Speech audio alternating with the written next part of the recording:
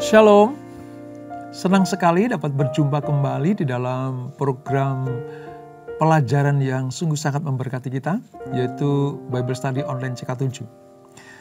Saudara, kita akan masuk di kitab yang baru, yaitu kitab 1 Tawarikh, dan nanti dilanjutkan 2 Tawarikh. Setelah kita belajar kisah raja-raja Israel dan Yehuda, kita diingatkan kembali bagaimana manusia ada di dunia sampai nanti kepada kerajaan Israel ada. Nah, sebenarnya secara singkat, arti kata tawarikh itu mengulang kembali atau arsip. Catatan-catatan kehidupan orang-orang pilihan Tuhan dari sejak masa Adam, ya, diciptakan Tuhan, sampai masa Abraham, orang pilihan Tuhan, nanti sampai kepada raja-raja Israel. Diungkapkan kembali, diceritakan kembali. Nah, mengapa ada kitab Tawarikh, saudara? Nanti akan saya jelaskan. Namun terlebih dahulu mari kita datang kepada Tuhan. Kita minta Tuhan mengurapi kita, menjamah kita, supaya apa yang kita baca, kita pelajari, kita mengerti. Dan kita mengambil rema di dalamnya. Kita hampiri Tuhan, saudara. Kami datang kepadamu Tuhan, mengucap syukur, kasih setiamu, sebab kau baik, kau sangat baik, dan teramat baik. Kami mau bersyukur, kami mau memujimu.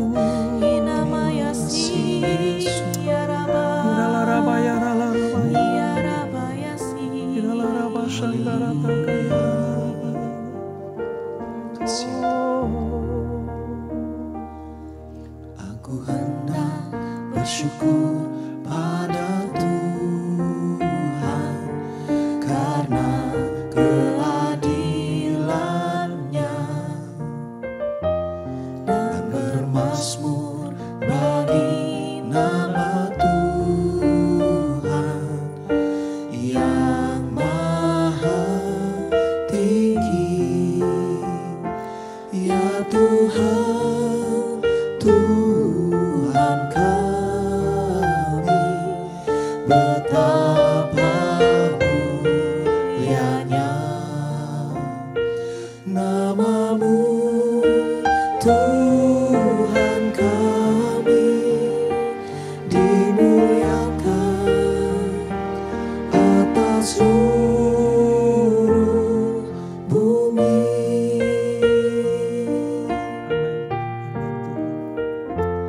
Aku hendak bersyukur pada Tuhan karena keadilannya, dan bermazmur bagi nama Tuhan yang maha tinggi. Ya Tuhan, Tuhan kami, betapa mulianya nama-Mu, Tuhan kami, dimuliakan atas seluruh bumi. Ya Tuhan, Tuhan kami, betapa mulianya nama-Mu, Tuhan kami, dimuliakan atas seluruh bumi.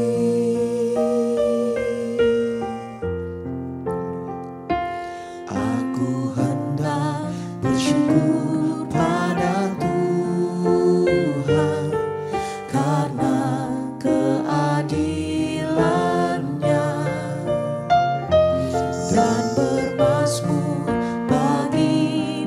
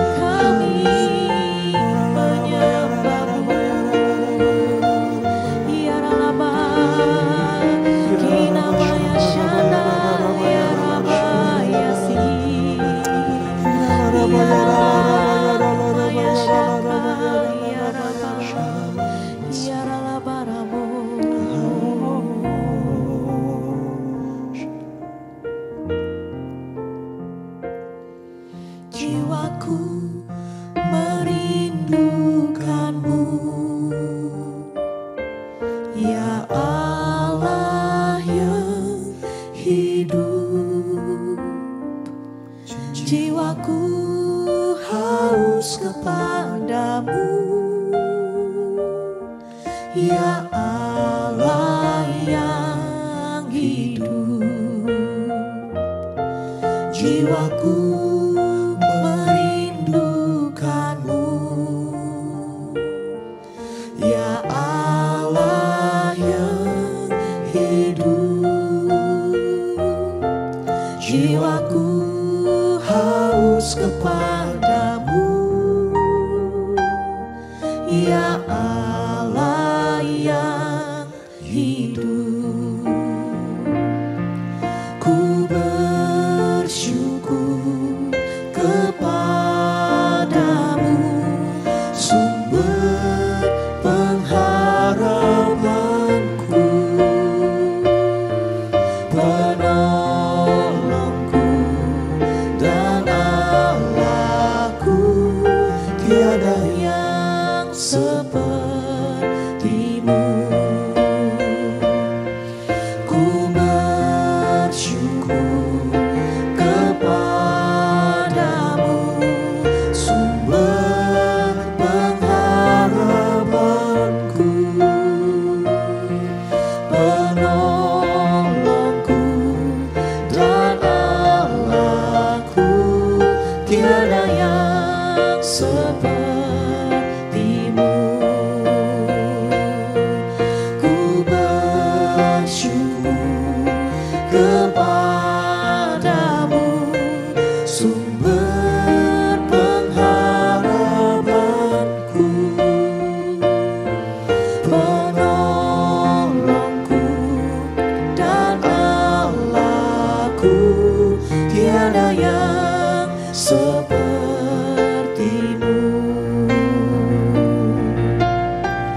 Sebab Engkau satu-satunya Allah. Ku bersyukur kepadamu, sumber pengharapanku, penolongku dan Allahku. Tiada yang sepertimu. Ku bersyukur kepadamu, sumber pengharapanku, penolongku dan Allahku. Tiada yang sepertimu. Tiada yang sepertimu. Tiada yang sepertimu. Ini pengakuan kami ya Tuhan, anak-anak-Mu, bahwa tidak ada Allah seperti Engkau. Tidak ada pribadi yang menyamai Engkau. Engkau sumber pengharapan kami, Engkau sumber pertolongan kami. Terpercaya dan sungguh terbukti bahwa Tuhanlah yang selalu memegang, menopang hidup kami. Sebentar kami akan melanjutkan pembelajaran kami ya Tuhan, urapi kami supaya kami mengerti firman-Mu. Dengan mengerti, kami semakin mengenal Engkau. Urapi kami, jamah kami Roh Kudus. Urapi hamba-Mu menyampaikan pesan dan pembelajaran ini. Di dalam nama Yesus, mari yang siap belajar firman Tuhan, sama-sama kita katakan amin, amin, amin. Kita akan membuka dalam kitab 1 Tawarikh, saudara. Nah, seperti pengantar saya tadi bahwa dalam 1 Tawarikh ini kita akan belajar mulai dari sejak Allah menetapkan, menciptakan Adam, lalu memilih Abraham, ya, keturunan-keturunannya, nanti pada sampai kepada raja-raja di Israel.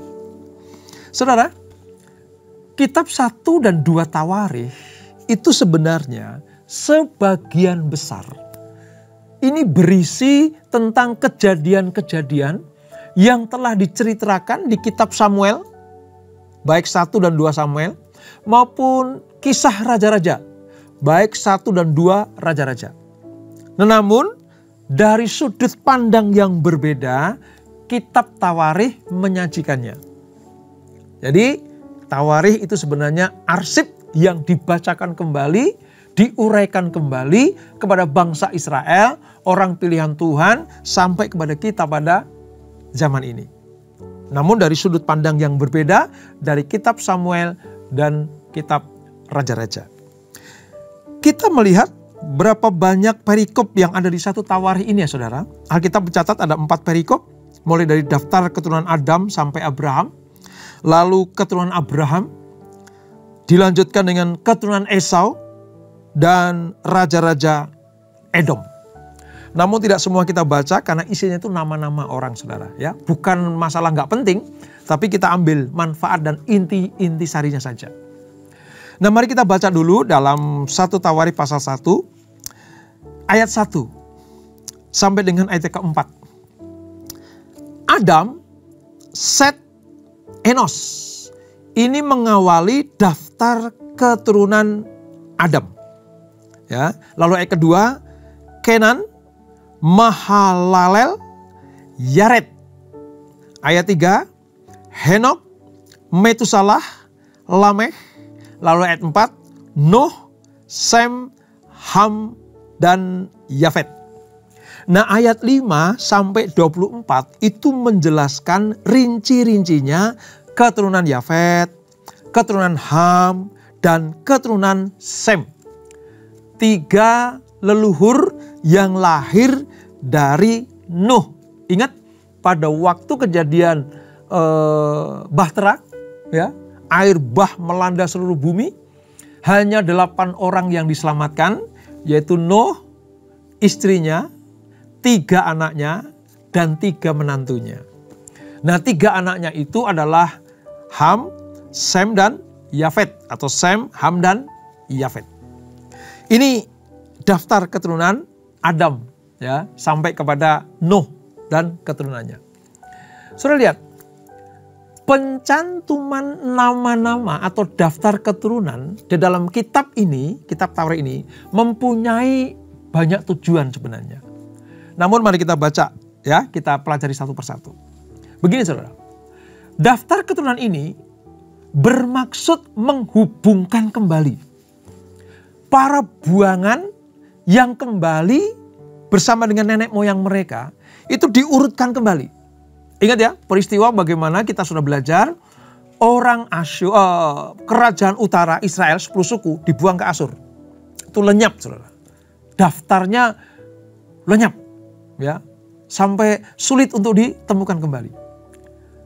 Tetapi keturunan Yehuda, 2 kerajaan, dua suku Yehuda dan Benyamin, ya, itu diurut kembali. Diurut kembali. Nah kitab Tawarikh ini akan mengurutkan kembali keturunan ini pasca pembuangan. Supaya apa? Supaya mereka betul-betul kembali kepada track semula. Ya, tentang penebusan Allah. Ya, tentang penebusan Allah.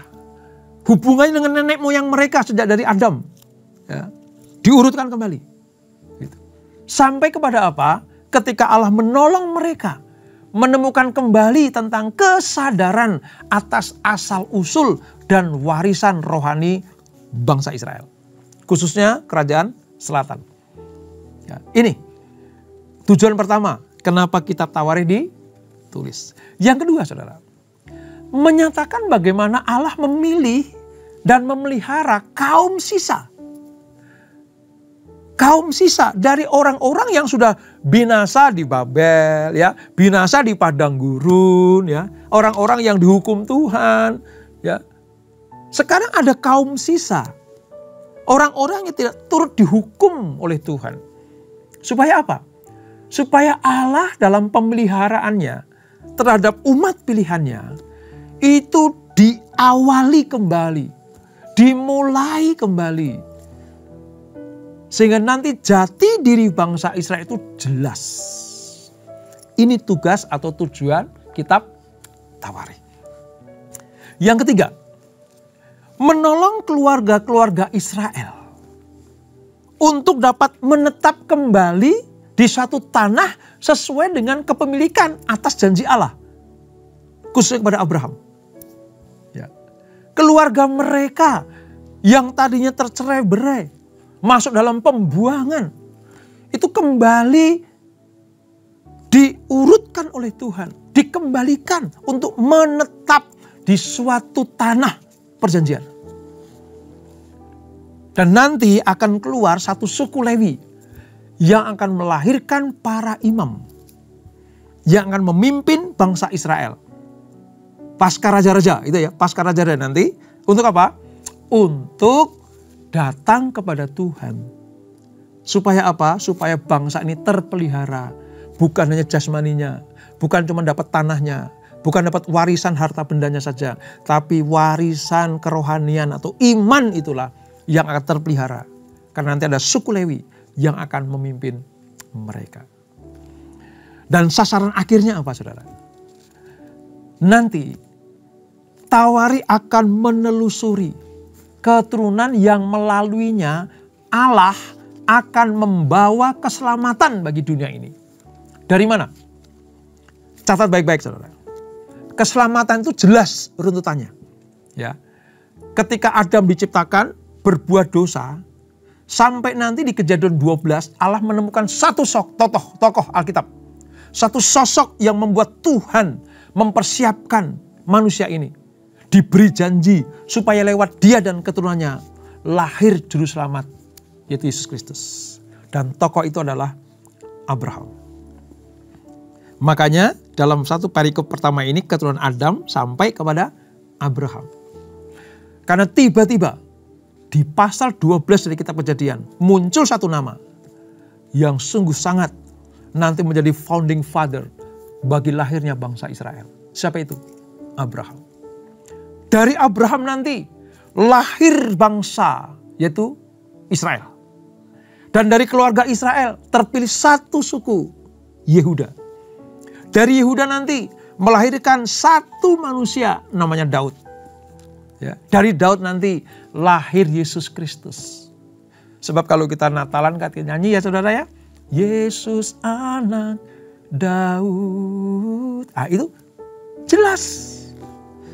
Saudara tahu nyanyian itu mengambil sejarah dari penelusuran asal usul bangsa Israel sampai kepada Mesias dari kitab Tawarikh. Dan dari Mesias nanti akan melahirkan, membawa penebusan bagi seluruh umat manusia. Sekarang kita mengerti mengapa ada kitab Tawarikh. Ya, menelusuri kembali asal usul hidup manusia sampai kepada Abraham, orang pilihan Tuhan, bapak orang beriman, sampai nanti kepada Israel, bangsa pilihan Tuhan, sampai nanti kepada suku Yehuda yang akan dipilih Tuhan untuk melahirkan raja-raja. Keluarlah Raja Daud. Ya, Daud nanti keturunannya melahirkan Mesias, raja di atas segala raja. Dan barang siapa yang percaya kepada Yesus tidak akan binasa, melainkan boleh hidup yang kekal. Sebab apa? Yesus adalah juru selamat. Makanya belajar kitab Tawarikh kita mengerti sejarah manusia sampai kepada sejarah penebusan umat manusia. Nah kalau kita baca semuanya saudara, dari ayat 1 sampai nanti ayat ke-54. Ya, ayat 1 sampai 54, khususnya sampai pada ayat 32 saudara. Ini memunculkan nama-nama sebenarnya yang pernah tertulis di dalam Kejadian pasal yang kelima. Kejadian pasal yang kelima. Jauh kita melompat kitab Kejadian, kitab pertama kali dalam Alkitab kita. Hal ini menunjukkan apa? Penulis Tawarikh percaya bahwa pasal-pasal pertama dari kitab Kejadian adalah sejarah yang dapat diandalkan dan bukan sekedar dongeng atau legenda. Oh, Alkitab kita itu selain suci, kebenarannya tidak dapat disangkal lagi dan apa? Cerdas, saudara. Dituliskan, dikisahkan di Kejadian pasal yang kelima. Diuraikan kembali di satu Tawarikh, pasal-pasal berikutnya. di sana sedang memberikan sebuah pelajaran bahwa benar, nyata, sungguh bahwa Allah berkarya sejak zaman Adam sampai kepada bangsa Israel. Nanti sampai kepada Yesus Kristus, sampai kepada umat manusia. Alkitab kita itu betul-betul benar dan dapat dipercaya. Kisah ini diawali dari apa? Pulangnya bangsa Israel dari pembuangan. Kenapa ini harus diceritakan kembali, saudara? Sebab selama 70 tahun kerajaan selatan dibuang ke Babel. Jati diri bangsa Israel itu hancur. Ingat, kalau saudara ingat ketika saya sampaikan di 2 Raja-Raja pasal yang ke-20, kita belajar kan nubuatan Yesaya kepada Hizkia bahwa keturunannya akan dibuang ke Babel karena Hizkia memamerkan kekayaan kepada bangsa Babel, dan itu terjadi. Setelah genap 70 tahun mereka kembali, tetapi jati dirinya hancur. Dari anak raja, umat pilihan Tuhan, jadi sida-sida di Babel, budak di Babel. Dan ini malah masalah besar buat mereka. Mereka mungkin bertanya-tanya, masihkah Allah menganggap mereka sebagai umatnya? Apakah mereka masih terhisap di dalam janji-janjinya? Membuat mereka ragu-ragu. Mereka bertanya-tanya dalam diri mereka. Mungkin satu dengan yang saling berdiskusi. Kita umat buangan ini. Ya, diizinkan kembali ke Yerusalem, ke Israel, tanah perjanjian. Tapi masihkah Allah menyertai kita? Makanya wajar jika mereka putus asa dalam keterpurukan itu. Tapi puji Tuhan, melalui kitab Tawarikh, ya, silsilah mereka diungkapkan kembali. Tawarikh ingin memberikan sebuah keyakinan dan bukti bahwa bangsa Israel pasca pembuangan adalah masih menjadi bangsa istimewa di hadapan Tuhan. Ini tujuan kitab Tawarikh. Sekarang kita mengerti. Ya, bukan yang sekedar arsip, dibacakan kembali, ditulis kembali. Tapi punya tujuan yang luar biasa. Supaya jati diri bangsa Israel tetap percaya, tetap beriman, mengandalkan Tuhan. Bahwa mereka adalah bangsa pilihan Allah yang istimewa. Ini tujuan utamanya, saudara. Nah, mari kita lihat silsilahnya dimulai dari mana. Ada 3 bagian utama, saudara. Yang pertama, dari keturunan Adam. Dalam kaitannya Adam sampai Nuh, Israel ditempatkan sebagai apa?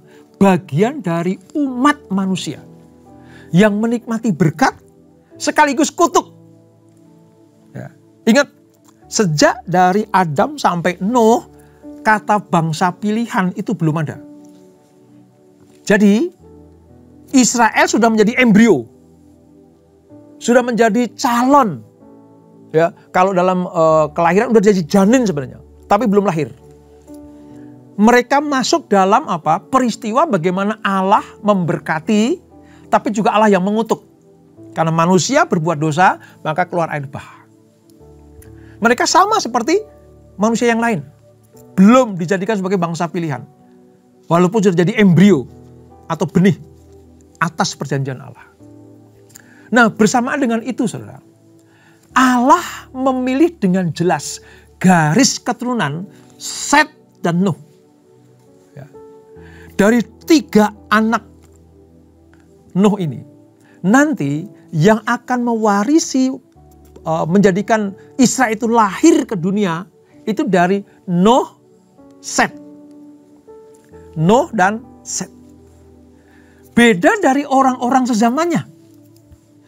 Karena keturunan Set nanti itu bergaul akrab dengan Tuhan. Dengan demikian, bangsa Israel adalah bangsa manusia biasa. Ingat ya, sebelum nanti dipilih, manusia biasa.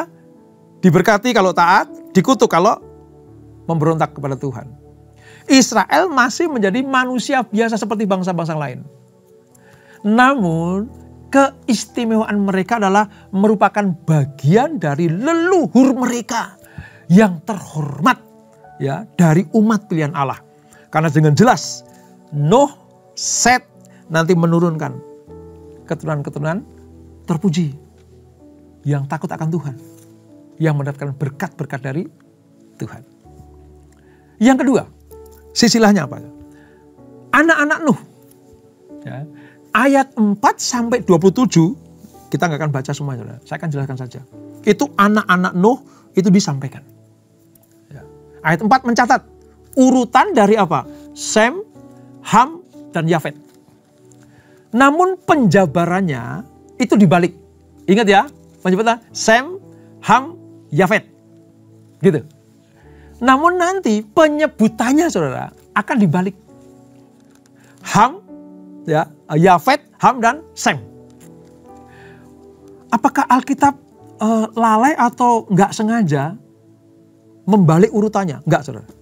Memang disengaja. Nanti akan kita pelajari. Di dalam penulisan kitab Tawarikh, itu biasa kita temui membalikkan urutan nama. Menempatkan orang yang dikenan Allah pada urutan terakhir. Catat baik-baik itu. Ya. Kalau di awal apa? Disebut apa? Anak-anak Nuh adalah Sem, Ham, dan Yafet. Kan Sem di depan tuh. Sem, Ham, dan Yafet. Tapi nanti dalam penjabarannya, peristiwa-peristiwa yang sudah dialami oleh 3 anak Nuh itu, nanti dibalik urutannya. Disebut Yafet dulu. Baru Ham. Setelah itu Set. Jadi jangan heran. Kok di atas Sem dulu, kok di bawah Sem belakangan? Kitab Tawarikh punya ciri seperti itu. Mengapa? Mengapa Sem ditaruh di urutan yang terakhir? Karena Sem adalah orang yang dikenan Tuhan. Dari semua keturunan Sem, nanti ditemukan Abraham adalah yang dipilih Tuhan secara khusus. Nanti kita baca dalam ayat 28 sampai ke 33. Itu keturunan Abraham. Dari mana? Sem. Makanya bangsa Israel itu disebut sebagai bangsa Semit. Semit. Kenapa Semit? Karena urutannya jelas. Lahir dari Sem. Kenapa Sem? Karena dari 3 anak Nuh yang berkenan kepada Allah itu Sem. Ya, Ham diberkati. Ya, Yafet diberkati. Tapi terhadap umat pilihan Allah, Tuhan pakai jalur Sem. Makanya orang Israel disebut sebagai bangsa Semit. Ya, Semitik. Itu keturunan Sem langsung. Yang ketiga, saudara. Kita lihat keturunan Abraham. Ayat 28 sampai 34a. Urutannya apa? Keturunan Abraham pun dibalik. Ya. Dari Ismail, Ishak. Lahir pertama kali Ismail. Anaknya Hagar. Tapi bukan anak perjanjian. Lahir berikutnya adiknya Ishak. Sama juga nanti keturunan Esau juga. Keturunan Ishak akan dibalik. Dari Esau ke Yakub. Jadi kalau dari Abraham disebut Ismail dulu, baru Ishak. Tapi dibalik berkatnya. Ya kan? Yang diutamakan siapa? Ishak. Yang terakhir.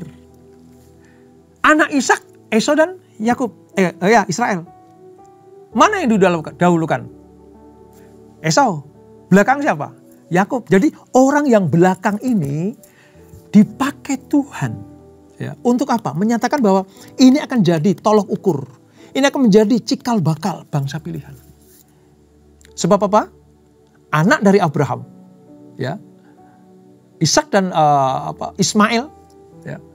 Dan Ishak itu. Ishaklah nanti lahir karena perjanjian. Suatu mujizat. Begitu Ishak lahir, melahirkan Yakub. Dari Yakub namanya diubah jadi Israel. Yang nanti akan menjadi cikal bakal umat pilihan Tuhan. Ini cara mengaturnya kitab Tawarikh seperti itu. Nah, hal ini mengingatkan kita, saudara, bahwa bangsa Israel tidak seperti keturunan-keturunan Abraham lainnya. Israel bukan keturunan dari Ismail. Sebab Israel lahir dari Ishak. Ishak ke Yakub, bukan ke Esau. Dan dari Yakub nanti keluar walaupun 13 anak. Satu perempuan namanya Dina. Tapi yang tercatat sebagai pewaris, ya, janji-janji Allah dari Abraham kepada anak-anaknya adalah 12 suku Israel. Baik Ishak maupun Yakub hidup atas janji-janji Allah.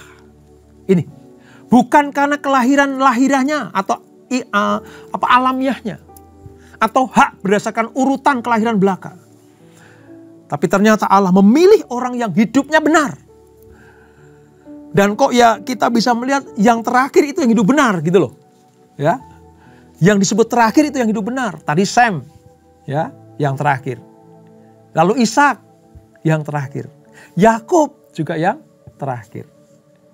Karena itu, ke-12 suku Israel pun harus menghayati keutamaan mereka.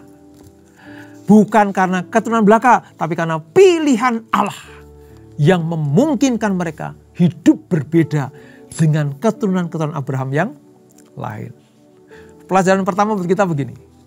Yes, kita sama dengan manusia yang lain. Seperti Israel sebelum zamannya Abraham. Sama seperti orang-orang lain. Tapi ingat, Allah punya keputusan untuk memilih kita, saudara dan saya. Dibedakan menjadi istimewa karena kita bangsa pilihan. Orang-orang pilihan. Surat Petrus dengan tegas mengatakan, kamulah bangsa yang terpilih. Imamat yang rajani, umat kepunyaan Allah. Supaya apa? Melakukan perbuatan-perbuatan baik, memberitakan kasih karunia Allah. Dan banyak orang percaya kepada Yesus dan diselamatkan. Lewat siapa? Lewat saudara dan saya. Kalau zaman dulu lewat Israel, bangsa pilihan Tuhan. Supaya bangsa-bangsa lain diselamatkan karena pilihan Allah itu. Nah, dari 1 Tawarikh ini kita melihat bagaimana runtutan sejak dari Adam sampai Abraham dan melahirkan keturunan-keturunan berikutnya itu diungkapkan kembali, diceritakan kembali supaya Israel percaya diri, pulih jati dirinya setelah dibuang 70 tahun ke Babel. Kadang-kadang saudara, masa-masa hukuman Allah, didikan Tuhan, itu kadang membuat kita terpuruk. Sama seperti Israel, Yehuda terpuruk di Babel. Kadang kita merasa bahwa masihkah Tuhan mengasihi kita? Masihkah Allah berbelas kasihan kepada kita? Aku sudah berbuat dosa. Aku mengalami pembuangan. Aku dikucilkan. Aku dihukum Tuhan. Yes. Dosa itu akibatnya hukuman Tuhan. Tapi kalau Tuhan sudah memberikan masa penghukuman selesai, kita bertobat seperti Israel kembali ke tanah kelahirannya, tanah perjanjiannya dari Babel itu. Dan mereka harus dikuatkan kembali. Jati diri mereka dikuatkan kembali. Sama seperti kita. Selama kita masih tercatat dalam kitab kehidupan, kadang kita masih tergelincir oleh karena dosa. Allah menghukum. Allah cambuk kita, jewer kita. Kita mengalami masa-masa penghukuman itu. Berdiam diri. Ya, bertobat. Merendahkan hati di depan Tuhan. Mencari wajah Tuhan. Dan saudara tahu, kalau masa penghukuman selesai, Allah perlu menguatkan diri kita. Lewat apa? Ingatan tentang siapa kita. Seperti kitab Tawarikh memberikan peringatan kepada bangsa Israel. Siapa kalian? Kamu itu umat pilihan Tuhan. Sejak dari Adam sampai Abraham, Ishak, Yakub, Daud, Yesus Kristus. Kamu itu umat pilihan Tuhan. Dari belajar kitab Tawarikh kita tahu sekarang. Bagaimanapun juga, kita adalah umat pilihan Tuhan. Kalau dari Tawarikh itu dari jalur darah dan daging. Darah dan daging. Tapi kita bukan keturunan Israel secara darah daging. Kok kita disebut sebagai umat pilihan? Dari jalur mana? Jalur Yesus Kristus. Galatia bilang begini, saudara. Pasal yang ketiga. Ya. Siapa yang percaya kepada Kristus adalah anak Abraham. Dan berhak terima janji Allah. Kalau di Tawarikh, anak Abraham lewat jalur darah daging. Kalau kita, keturunan Abraham karena jalur iman di dalam Yesus Kristus Tuhan. Itu dahsyatnya Alkitab kita. Dan hebatnya pemilihan Tuhan atas orang Israel. Dan kita yang percaya kepada Allah Abraham, Ishak dan Yakub, yaitu Tuhan Yesus Kristus. Dan itulah pentingnya kitab Tawarikh. Supaya kita diingatkan kembali. Saudara dan saya adalah umat pilihan Tuhan. Kita tundukkan kepala. Bapak, terima kasih untuk anugerah-Mu. Dari awal kitab 1 Tawarikh ini kami belajar. Israel kembali dikuatkan, dipulihkan jati dirinya setelah pembuangan 70 tahun di Babel. Supaya mereka ingat, mereka adalah umat pilihan Tuhan.